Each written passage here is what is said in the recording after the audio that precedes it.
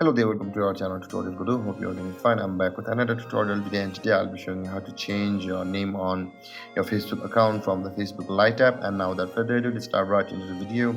But before that, don't forget to like, subscribe, and hit that bell icon for more videos. Now to change the name on your Facebook profile from the Facebook Lite app itself, let's open up our Facebook Lite app.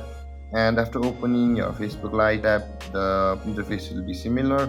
And after on this page, you can see the three line icon on the top right corner of your screen. Tap on the three line icon, and after that you can see the settings option available over here on the display preference or the menu.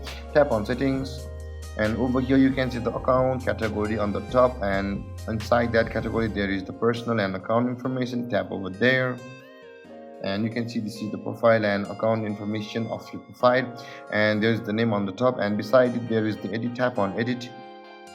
As you can see, I have already changed, or I have changed the name recently, and it's not been 16 days since, and I will be not able to change my name over here.